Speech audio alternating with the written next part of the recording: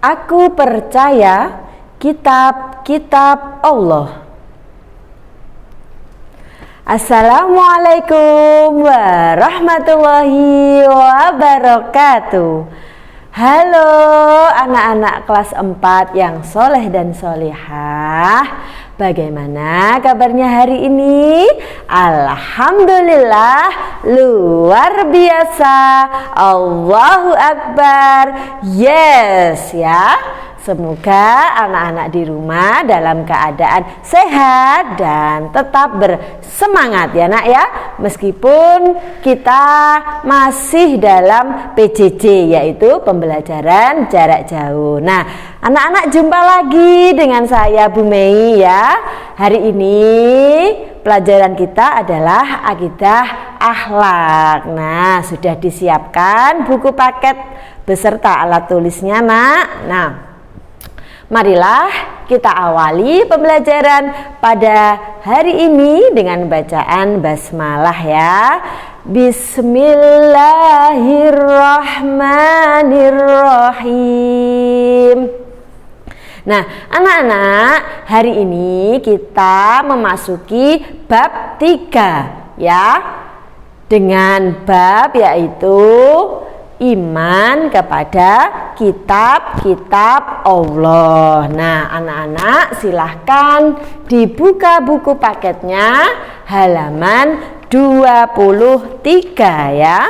Di situ aku percaya kitab-kitab Allah. Nah, anak-anak sebagai umat muslim kita harus iman. Iman itu artinya apa? Percaya ya. Jadi kita harus iman, percaya akan adanya kitab-kitab Allah Subhanahu wa Ta'ala. Nah, Bu Mei mau tanya, apa arti iman kepada kitab-kitab Allah Subhanahu wa Ta'ala? Iman kepada kitab Allah Subhanahu wa Ta'ala artinya meyakini bahwa Allah Subhanahu wa Ta'ala telah menurunkan kitab-kitab kepada para rasulnya melalui perantara yaitu malaikat Jibril ya nak ya. Sesuai tugasnya, memang malaikat Jibril itu tugasnya adalah menyampaikan wahyu Allah Subhanahu wa Ta'ala kepada rasul-rasulnya. Nah, anak-anak, iman kepada kitab-kitab Allah itu termasuk ke dalam rukun iman. Yang keberapa? Iya, yang ketiga.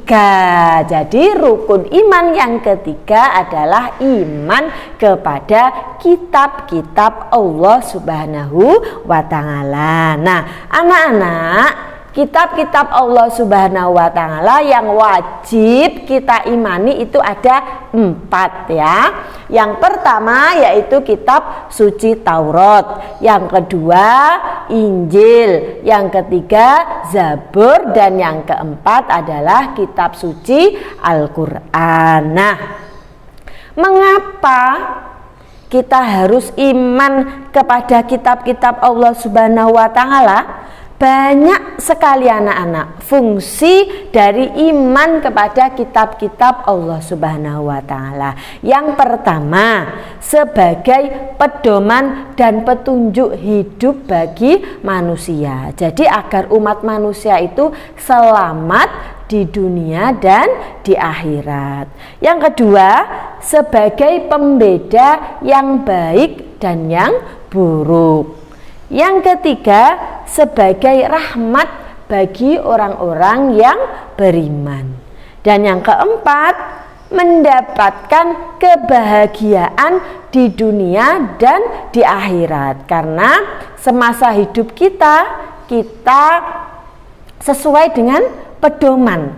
Ada pedoman hidup anak-anak. Jadi kita selamat dunia dan akhirat. Nah, sesuai dengan Quran surat Al-Baqarah ayat 4, silakan anak-anak simak dan ditirukan di rumah ya. Yang bunyinya Bismillahirrahmanirrahim. walladzina yu'minuna bima unzila ilaika wa ma unzila min qablik. Artinya mereka yang beriman kepada kitab Al-Quran yang telah diturunkan kepadamu dan kitab-kitab yang telah diturunkan sebelummu. Jadi di sini jelas ya anak-anak ya, dasar supaya kita beriman, percaya adanya kitab-kitab Allah Subhanahu wa Ta'ala. Nah, langsung saja kita akan membahas kitab suci yang pertama, yaitu kitab suci Taurat ya nak ya. Kitab suci Taurat diturunkan kepada siapa? Ya, diturunkan kepada Nabi Musa alaihi wasallam. Nah, sekarang kandungan atau isi dari kitab suci Taurat itu adalah tentang masalah akidah dan hukum-hukum syariat Bani Israel ya. Bani Israel itu adalah bangsa Yahudi pada masanya Nabi Musa alaihi wasallam. Nah, anak-anak, kitab suci Taurat yang ada pada saat ini itu dijadikan pedoman dan juga dasar bagi agama Yahudi. Sekarang yang kedua, yaitu kitab suci Zabur. Nah, kitab suci Zabur itu diturunkan kepada Nabi Daud alaihi wasallam. Nah, apa saja kandungan atau isi yang ada di dalam kitab Zabur? Nah, isinya yaitu adalah masalah fatwa, doa, kemudian zikir, nasihat-nasihat atau peringatan yang mesti dijalankan umat Nabi Daud alaihi wasallam. Nah, anak-anak, di dalam buku paketmu ya, di situ ada Quran surat An-Nisa ayat 163 yang bunyinya Bismillahirrahmanirrahim. Wa ataina Dawuda zabura.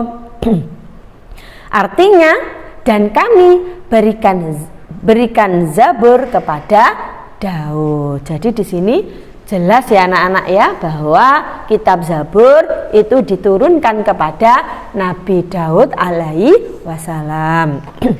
Sekarang yang ketiga,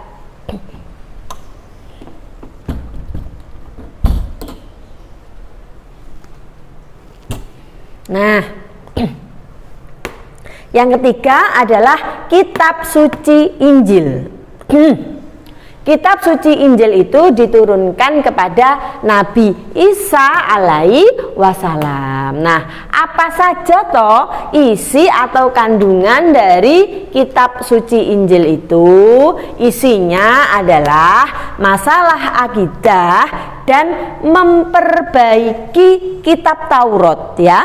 Memperbaiki dengan cara menghapus hukum-hukum yang dalam kitab Taurat yang tidak sesuai pada zaman itu. Nah, anak-anak, kitab Injil yang ada pada saat ini itu dijadikan pedoman dan dasar bagi agama Nasrani atau Kristen Katolik dan Kristen Protestan ya.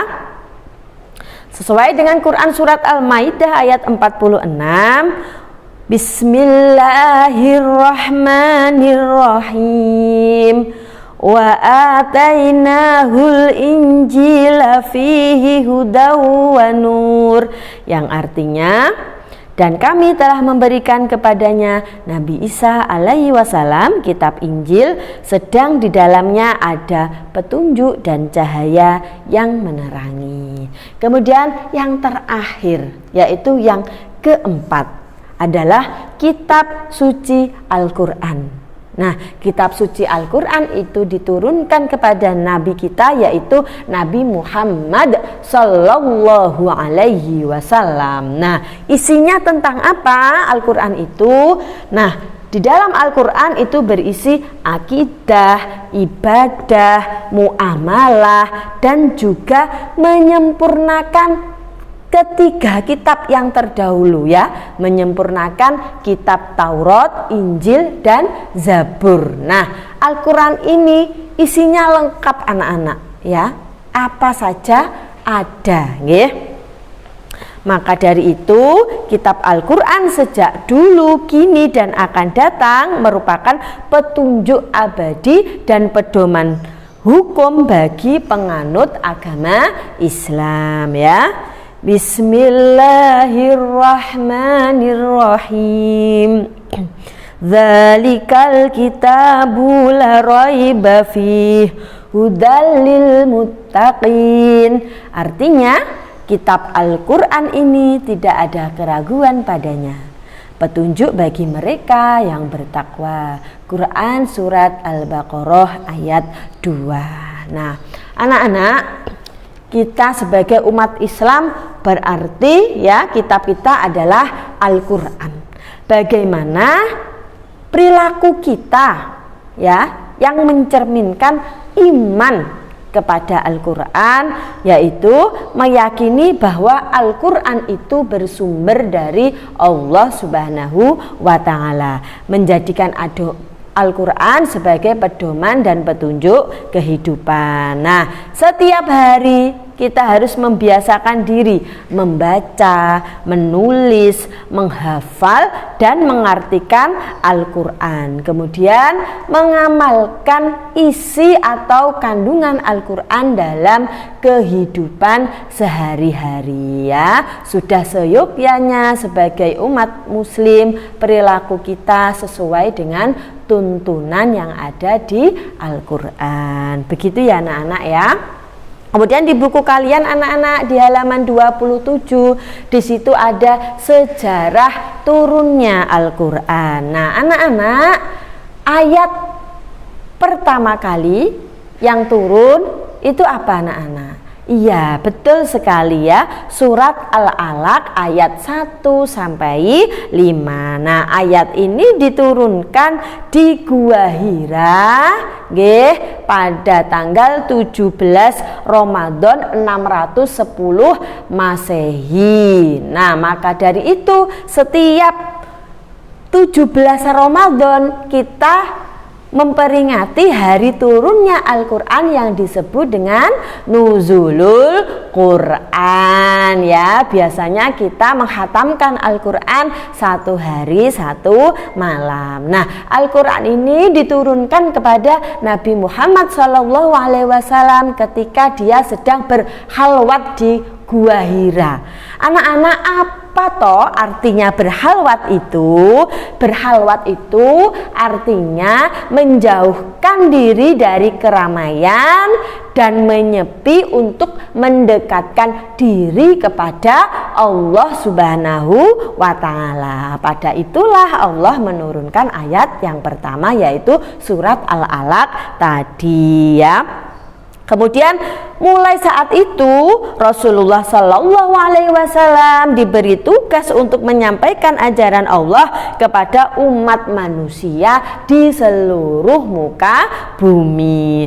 Adapun wahyu terakhir yang diturunkan oleh Allah kepada Nabi Muhammad adalah surat Al-Maidah ayat 3. Wahyu itu turun di Padang Arafah pada tanggal 9 Zulhijjah 10 Hijriah, yaitu ketika Nabi Muhammad sedang menunaikan haji wada. Apa itu haji wada? Yaitu haji perpisahan. Beberapa hari setelah menerima wahyu tersebut, Nabi Muhammad SAW meninggal dunia ya. Setelah itu Al-Quran menghapus sebagian syariat yang ada dalam kitab-kitab terdahulu dan melengkapinya dengan tuntutan yang sesuai dengan perkembangan zaman. Al-Quran sendiri merupakan kitab suci terlengkap dan universal sehingga berlaku bagi semua umat manusia sampai akhir zaman. Begitu ya nak ya. Nah, kemudian tugas kalian adalah mengerjakan penilaian autentik 1 halaman 28 sampai halaman 30. Romawi 1 dan 2 di buku tugas jawaban saja. Jangan lupa setelah selesai mengerjakan kalian foto dan kirim ke nomornya Bu Mei ya nak ya, bukan ke wali kelas ya, tapi ke nomornya Bu Mei Japri. Oke sayang. Nah, demikian tadi ya pembelajaran kita hari ini. Mudah-mudahan kita semua mendapatkan manfaatnya, dan dari Bu Mei apabila ada kesalahan atau kekurangan dalam menyampaikan pelajaran, Bu Mei mohon maaf yang setulus-tulusnya. Akhirul kalam, wassalamualaikum warahmatullahi wabarakatuh.